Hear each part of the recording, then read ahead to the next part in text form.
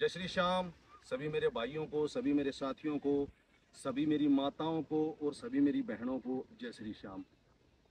आपके अपने YouTube channel Shri Shyam motor blog में मैं आपका भाई योगेश जांगड़ा आप सभी का स्वागत करता हूं। मैं सभी भाइयों से निवेदन करना चाहूँगा कि सर्दी बहुत ज़्यादा हो चुकी है और गाड़ी बिल्कुल ध्यान से चलाएं, इत्मीनान से गाड़ी चलाएं, जल्दबाजी बिल्कुल भी नहीं करनी है। आज मौसम बहुत ख़राब है, कल धूप थी, परसों भी धूप थी। तो फिर हम एक नए वीडियो के साथ, एक नए व्लॉग के साथ आए हैं। मैं आपको एक बात और बताना चाहता हूँ कि आजकल सभी गाड़ियों में, ज़्यादातर गाड़ियों में यूरिया आती है, सभी भाइयों को पता है। जैसे हम जैसलमेर साइड में चले गए, बाड़मेर साइड में चले गए, लॉन्ग ड्राइव के ऊपर हम जाते हैं, तो मैं सभी भाइयों से एक निवेदन करना चाहूँगा कि 2 लीटर आजकल गाड़ियों में यूरिया आता है, पेट्रोल के साथ में, डीजल के साथ में यूरिया आता है। तो मैं आपको बताना चाहूँगा कि 2 लीटर यूरिया, 3 लीटर यूरिया गाड़ी में ज़रूर रखें और बच्चों की पहुँच से दूर रखें। कभी ऐसा हो जाए जिस हिसाब से हम गाड़ी को स्पीडली चलाएंगे, गाड़ी जैसे कहीं मिट्टी वगैरह है वहाँ धंस जाए और ज़्यादा ज़्यादा गाड़ी का फ्यूल यूज़ होगा, तो उसी हिसाब किताब से ही वो यूरिया यूज़ होगा। तो जैसे गाड़ी सर्विस के लिए जाती है एजेंसी में, तो वो कहते हैं कि 10,000 किलोमीटर की सर्विस होती है, कि वो फिलअप करके देती है 10,000 किलोमीटर के हिसाब किताब से। और आपको कहीं बाहर जाना पड़ जाए या जम्मू साइड में जाना पड़ जाए, डीजल की व्यवस्था आपकी हो जाएगी, पेट्रोल वगैरह की व्यवस्था आपकी हो जाएगी, लेकिन आपको यूरिया नहीं मिलेगा। तो अपनी व्यवस्था, घूमने के लिए जाते हो आप कहीं भी लंबे, और उस जगह जाते हो और आपको ये लगता है कि वहाँ यूरिया नहीं मिलेगा, तो अपना यूरिया का जो फ्यूल है वो साथ लेकर के जरूर जाए।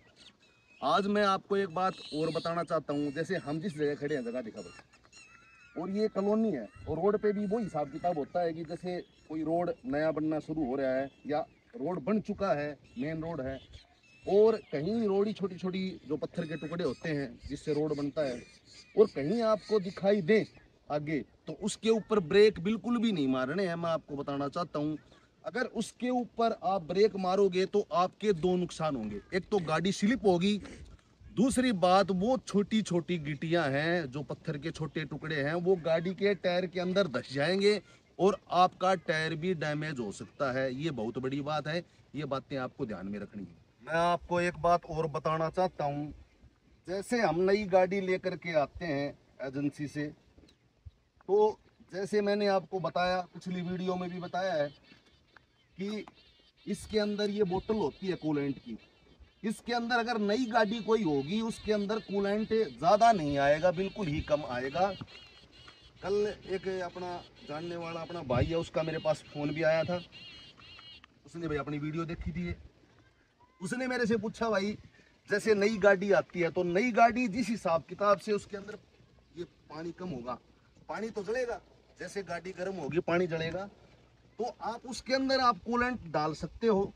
कूलेंट ही डालना है, और कूलेंट भी ज़्यादा नहीं डालना है भाई। जैसे हमने पानी डालते रहो, 2 4 5 10 दिन के बाद में, 15 दिन के बाद में कूलेंट डाल लो। और अगर हम नई गाड़ी में कोई प्रॉब्लम आ जाती है, अगर रेडिएटर नया डालते हैं गाड़ी का, और उसके अंदर फिर सबसे पहले 2 लीटर का कूलेंट डालना है, फिर पानी ही डालना है, फिर 2 3 महीने के बाद में फिर कूलेंट डाल सकते हैं। ये प्रोसेस भी आपको जारी रखना पड़ेगा। अगर अगर पूरा का पूरा आप कूलेंट डाल दोगे ना, तो फिर वो भी काम नहीं करेगा, गाड़ी फिर भी गर्म होगी, ये सारा चौक हो जाएगा, उसकी परत बन जाएगी। एक बात आपको मैं और बताना चाहता हूँ, जैसे किसी भाई को नहीं पता हो, तो ये टर्बो है गाड़ी का, आपने बता दिया मैंने आपको। और ये देखो, इसके अंदर ये नोजल होती है, जिसको इंजेक्टर बोलते हैं। ये जैसे 4 इंजेक्टर है इसके अंदर, दिखाओ 4 इंजेक्टर हैं। तो ये 4 सिलेंडर गाड़ी है, इसी के अंदर 3 इंजेक्टर होंगे, तो उससे ये पता चल जाएगा कि भाई ये 3 सिलेंडर गाड़ी है। एक बात और आपको मैं बताना चाहूँगा, जैसे गाड़ी 20,000 किलोमीटर पे आपकी चल चुकी है, 20,000 किलोमीटर हो गए, नई गाड़ी के बता रहा हूँ आपको मैं, और पुरानी का भी सेम प्रोसेस है। 20,000 किलोमीटर पे हमें गाड़ी के जो डिस हैं वो चेंज करवा लेने हैं। अगर हम ब्रेक ज़्यादा यूज करते हैं, तो उससे आपके दो नुकसान होंगे। एक तो डिस पैड है जो आपकी, वो जल्दी ख़त्म होंगी, और आपके टायर भी जल्दी ख़त्म होंगे। आजकल 4 व्हील ड्राइव गाड़ी आ रही हैं, और 2x2 भी आ रही है, 4x2 भी आ रही हैं। तो अब गाड़ियों में पीछे भी डिस्क आते हैं, आगे भी डिस्क ब्रेक आते हैं। तो आगे वाली डिस्क ब्रेक ज़्यादा घिसेंगी, तो क्योंकि इंजन का वेट भी जो कार वगैरह है उसमें ज़्यादा आगे होता है, तो वो ये 2 डिस्क घसेंगी, प्लस में वो एक डिस्क पैड घसेगी। 20,000 किलोमीटर के ऊपर अपनी आराम से आप गाड़ी चलाते हो, 25,000 किलोमीटर भी चला सकते हो डिस्कों को, लेकिन ये आपको चेंज करवानी पड़ेगी। ये देखो मैं आपको दिखाना चाहता हूँ, ये टायर है और ये कपलर है इसका, डिस्क जिसके अंदर डलती हैं, और ये होता है इसका तवा। अगर इसके अंदर डिस्क घिस जाएंगे ना तो धारियां हो जाएंगी। उसके बाद में आपको क्या करना पड़ेगा, इसकी लेबर भी बढ़ेगी और आपको ये सारा सिस्टम खुलवाना पड़ेगा, उसमें समय भी लगेगा और इसको लेथ मशीन के ऊपर चढ़ा करके इसको फेस करना पड़ेगा। ये आगे वाला टायर है, मैं उसकी दिखा रहा हूँ, और डिस्क कोई भी टायर हो, चाहे आगे वाला हो और चाहे पीछे वाला हो, प्रोसेस सेम है। अगर जैसे ही डिस्क इसकी आवाज करने लग जाए तो तुरंत प्रभाव से उसको चेंज करवा लो। अगर पहले समय मिलता है आपको तो पहले आप चेंज करवा लो, बहुत बढ़िया बात है। ये देखो आगे वाला टायर है, ये है पीछे वाला टायर, सेम प्रोसेस है। ये देख लो, ये कपलर है। और एक बात आपको मैं एक और बात बताना चाहता हूँ, जैसे गाड़ी भी नई है बिल्कुल और वार्निंग दे रही है अंदर से गाड़ी, भाई आपका इंजन गर्म हो चुका है, बार बार आपको वो गाड़ी अंदर से बीसीएम वार्निंग दे रहा है, तो मैं आपको एक बात और बताना चाहता हूँ, गाड़ी को आप रोक लो, एकदम से गाड़ी बिल्कुल भी बंद नहीं करनी है। और जो ये बोतल होती है कूलेंट वाली, अगर इसके अंदर से पानी, देखो अभी आपको दिखा रहा हूँ मैं, ये बहुत विशेष बात है, मोस्टली गलती यही करते हैं लोग, उनको पता नहीं होता। देखो इसके अंदर कूलेंट है और क्या है, फिर जैसे ये प्रेशर से बिल्कुल बाहर आता दिखाई दे आपको, तो आप ये समझ लो पानी आएगा इसके अंदर से, आप कितनी भी कोशिश कर लो। और अगर गाड़ी के अंदर पानी कम होगा तो प्रेशर मारेगी। और प्लस में एक कारण और है इसका, इसके अंदर होती है वाल होता है एक, मैं दिखाऊंगा जिस दिन गाड़ी खुली होगी उस दिन दिखाता हूं आपको मैं वाल क्या होता है। और अगर वो वाल भी जाम हो जाएगा तो भी यहां से पानी आएगा, वो वाल नहीं खुलेगा। आपको क्या काम करना है, जैसे ये रेडिएटर के अंदर 2 पाइपें आती है, देखो ये रेडिएटर के अंदर एक तो ये पाइप है इंजन की, और ये एक पाइप ये है, देखो ये होस पाइप बोलते हैं इसको, रेडिएटर में होते हैं, ये ब्लॉक से घूम करके रेडिएटर में आते हैं। इसमें से अगर एक गर्म हो और एक अगर ठंडा हो, ये देखो वो गर्म है, वो गर्म मिलेगा आपको, ये ठंडा मिलेगा, तो ये समझ लो कि गाड़ी का वाल नहीं खुला। ठीक, ये बहुत जरूरी बात है, नई गाड़ियों में भी ये दिक्कत हो सकती है। ये जैसे गाड़ी का टर्बो है, दिखा भाई, ये गाड़ी का टर्बो है, ये एयर फिल्टर है, यहां से इंजन का ऑयल डलेगा।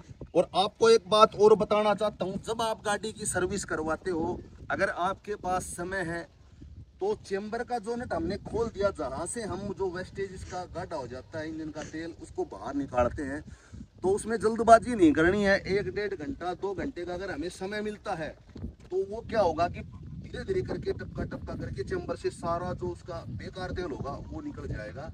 फिर सर्विस करने में मजा भी आएगा, गाड़ी बढ़िया चलेगी।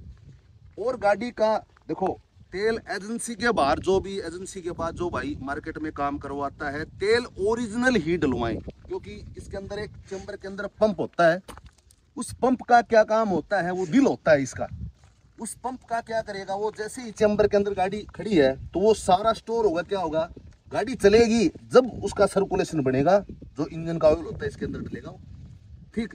और उसके बाद में जैसे इंसान को हार्ट की समस्या हो जाती है, क्लॉट पैदा हो जाते हैं ब्लड में, खून में, उसी हिसाब किताब से अगर देसी और लोकल तेल होगा इंजन का ऑयल, तो उसमें क्लॉट बनेंगी और पंप का क्या होगा, वो दिल होता है, वो चलना बंद हो जाएगा, वो तेल पूरा सप्लाई नहीं कर पाएगा ऊपर, तो दिक्कत आ जाएगी। और सुबह सुबह गाड़ी 5-4 मिनट खासकर सर्दी में स्टार्ट करने का यही मतलब है कि वो पंप भी अपना अच्छी तरह से काम करे।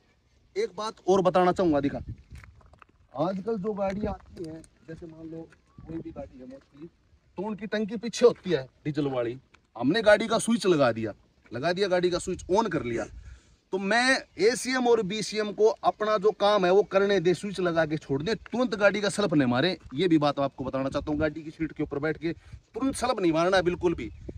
15-20 सेकंड का इंतजार करना है। एसीएम बीसीएम जो तेल की मोटर होती है वो अपना काम अच्छी तरह से करे, मशीनरी है वो अपना काम एक्टिवेट करे, वो उसको आदेश देगी।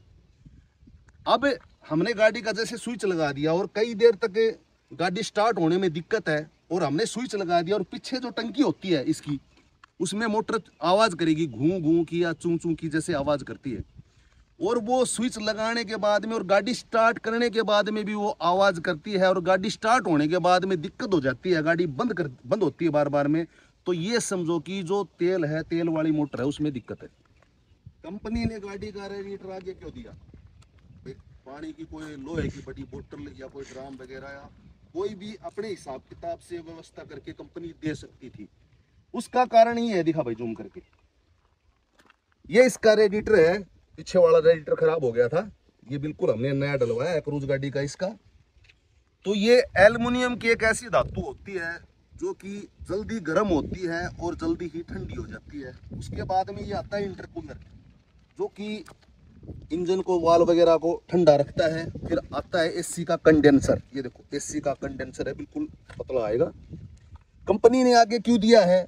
कई गाड़ियों का पीछे भी होता है रेडिएटर, इंजन भी पीछे होता है, वो ज्यादा गर्म होगा इंजन, और गाड़ी आगे चलेगी, सीधी चलेगी तो हवा प्रेशरली अंदर जाएगी तो गाड़ी ठंडी हो जाएगी। और रेडिएटर का काम क्या है मैं आपको बता देता हूँ। जो वाटर बॉडी होती है, दिखाऊंगा कभी, इंजन खुला होगा गाड़ी का, इस साइड में आती है वाटर बॉडी। वाटर बॉडी क्या करती है, गाड़ी जैसे स्टार्ट होगी वाटर बॉडी अपना सर्कुलेशन बनाएगी, वो सारा यहाँ से होके, ज्यादा नहीं बनना, मैं आपको बार बार मैं बताता हूँ देता हूँ। इसके अंदर भी जगह होनी बहुत जरूरी है, नहीं तो इसके अंदर हवा नहीं बनेगी, गैप नहीं बनेगा और परेशानी हो जाएगी। वाटर बॉडी क्रैंक से जुड़ी हुई होती है, इसके अंदर फैन बेल्ट भी होती है, मेन बेल्ट होती है इसकी, देखो ये, जो कि सारे इसके अंदर अल्टरनेटर भी होता है, पावर स्टीयरिंग का पंप भी होता है, और एसी वाला जो कंप्रेसर होता है उसके ऊपर ये लगी हुई होती है।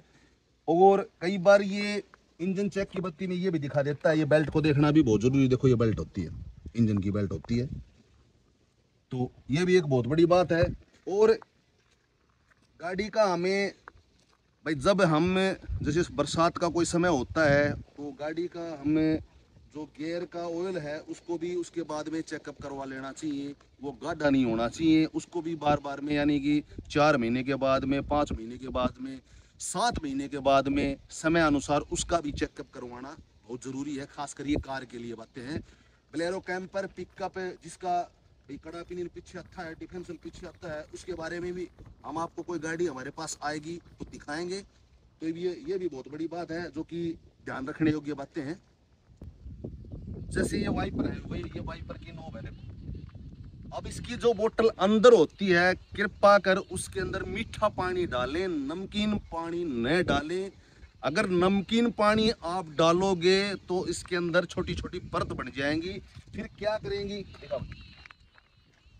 इसके अंदर सुराख होते हैं, उसमें रुक जाएगी वो प्रेशर से, दिखा जूम करके, बिल्कुल दिखा, ये देखो, ये क्या काम करेगी, प्रेशर से पानी, ये जैसे 3 इसके अंदर नोब होती हैं, एक में 3 नोब होती है, उसमें भी 3 नोब होती हैं, तो इसमें एक में आएगा पानी, दूसरे में पानी नहीं आएगा।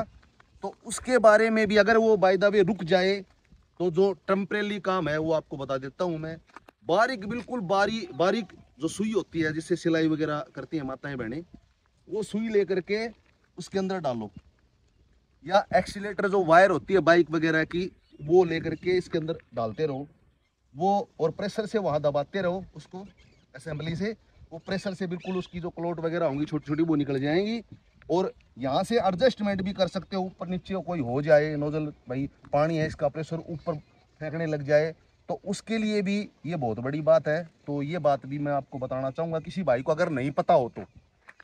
आज के लिए जो एपिसोड नंबर 10 है आपका, तो अगर हमारे सुझाव और आपका ये जो अपना YouTube चैनल है श्री श्याम मोटर व्लॉग, जो हमारा चैनल बनाने का मकसद कल भी वही था, आज भी वही है। अगर हमारे सुझाव आपको पसंद आए हों तो आपके इस अपने चैनल को लाइक, शेयर और सब्सक्राइब जरूर करना। मिलते हैं अगली वीडियो में नई व्लॉग के साथ। जय श्री श्याम।